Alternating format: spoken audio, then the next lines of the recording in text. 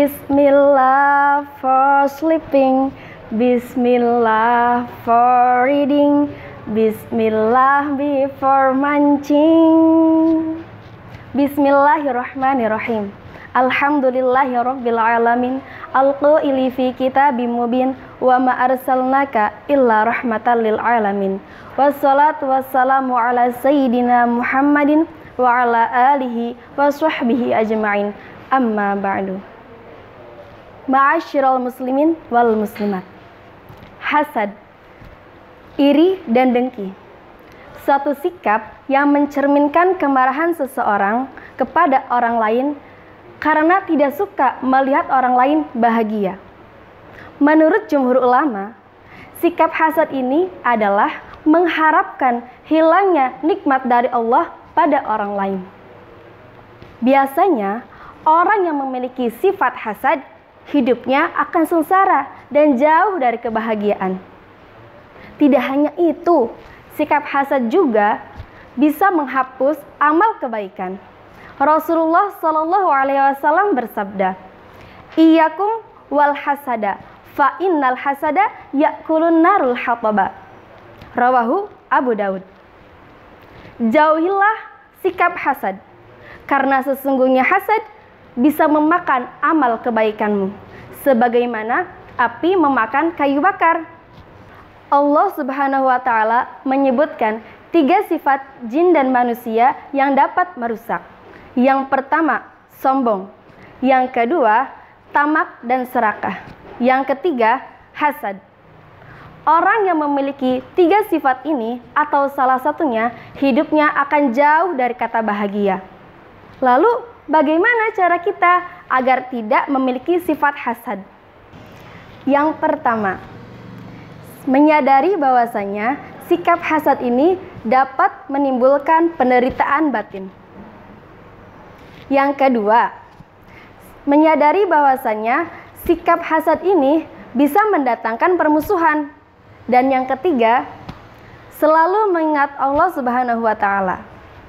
Ini ada sebuah kisah di mana ada seorang ibu yang mengamalkan kalimat astagfirullahaladzim. Al-kisah, ada seorang ibu yang memiliki seorang anak, di mana anak ini memiliki penyakit yang susah sekali disembuhkan. Ibu itu sudah berusaha membawa anaknya ke berbagai rumah sakit yang ada di negara itu. Tetapi tidak ada satupun dokter yang dapat menyembuhkan anak tersebut. Akan tetapi ada satu dokter yang menyarankan ibu tersebut pergi ke negara B dan bertemu dengan dokter yang bisa menyembuhkan anak ibu tersebut. Tetapi karena ibu itu tidak memiliki uang, akhirnya si ibu hanya bisa merawat anaknya di rumah saja.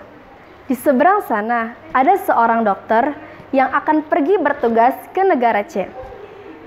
Akan tetapi di perjalanan dokter itu mengalami masalah, sehingga dokter tersebut harus diberhentikan di negara A. Karena tidak sempat mencari penginapan, akhirnya dokter itu mendatangi sebuah rumah. Diketuklah rumah tersebut. Tok tok tok, assalamualaikum. Cekrek. Waalaikumsalam. Ada apa, Pak? Bolehkah saya menumpang di rumah ibu? Oh, iya Pak, mangga, silakan. Silakan masuk, Pak. Akhirnya bapak tersebut masuk. Ketika masuk, si ibu tersebut menghidangkan hidangan kepada bapak tersebut. Astagfirullahaladzim. Dibawa tuh nampannya. Mangga Pak, diminum. Astagfirullahaladzim. Tidak sengaja terdengar oleh bapak itu, subhanallah, masih ada ya orang yang mengamalkan perkataan baik seperti itu. Lalu terdengar di dalam sana ada suara anak yang sedang menangis.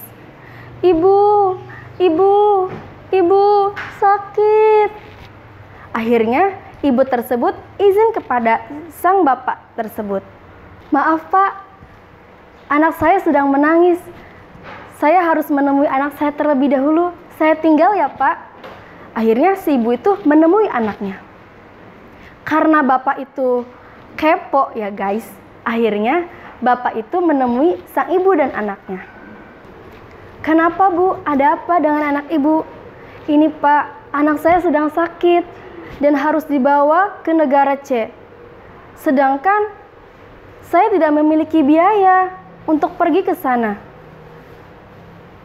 Dan harus bertemu dengan dokter ini." Masya Allah, subhanallah.